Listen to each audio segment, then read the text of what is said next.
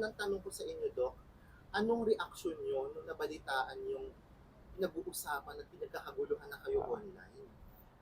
Actually, nakakatuwa, pero at the same time, syempre, nakaka-overwhelm. Kasi being a private person, nakaka-overwhelm. Oo. Pero okay lang naman.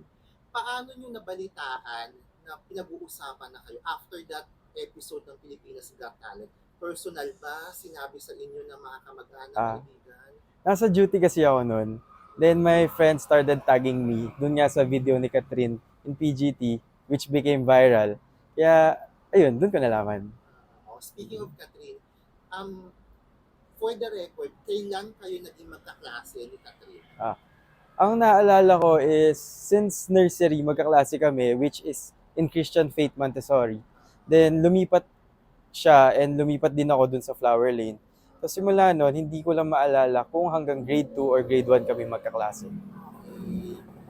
Anong reaction mo dun sa episode ng Pilipinas Got Talent na sinabi nga niya na may mistisyo siyang classmate na crush at ang pangalan ay Kenneth. Tapos kilig na kilig siya pero ayaw niya ipakita.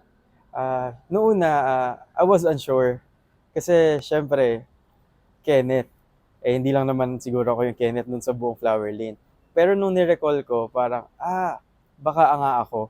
Pero syempre, hindi ko naman sinasabing ako. Malaki lang chance na baka ako. Oo, na ikaw.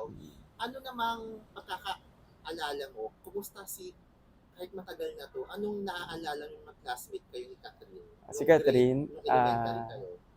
ang naalala ko sa kanya is masayahin siyang tao. And pag nakita mo siya, siya talaga yung parang bright kid, ganun. Tapos, syempre maganda kahit bata pa lang. Nung, nung mga panahon ba na yon, sabi nga niya crush ka niya. Ikaw bang may crush ka rin sa section niyo, no? O crush mo rin siya?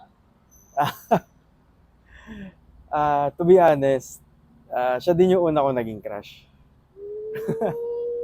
Parehas mo, first crush yung isa't isa. Anong nakita mo qualities ni Catherine? Bakit mo siya naging crush noon? Maganda. Una, maganda. And pangalawa is, sobrang bright niya talaga. As in, pag nakita mo siya, yung parang matutuwa ka talaga. Oo.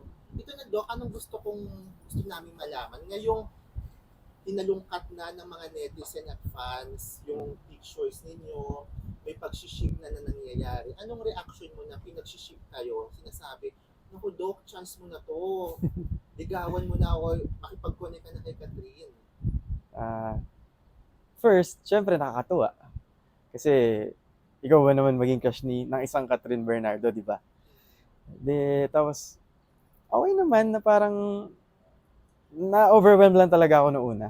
Pero so far, all good naman. Were you able to communicate with Katrina after this? May mga reconnections na ba kayo since nag-viral?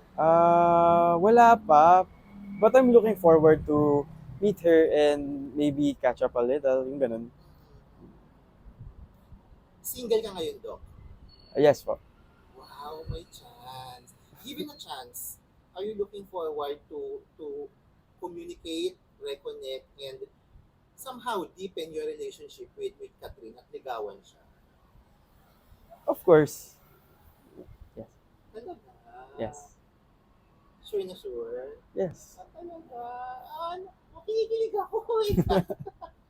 Pero Doc, ang tanong kasi ngayon, sa panahon na nag-viral yung video hanggang ito sa pag-uusap natin, ano yung nararamdaman mo na bukod sa pamilya at kaibigan mo, pati fans, pinagkakaguluhan kayo?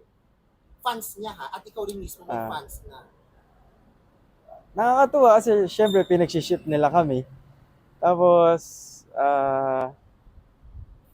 medyo, syempre hindi natin alam kung ano mga pwedeng mangyari sa mga susunod. Medyo nakaka-overwhelm lang talaga.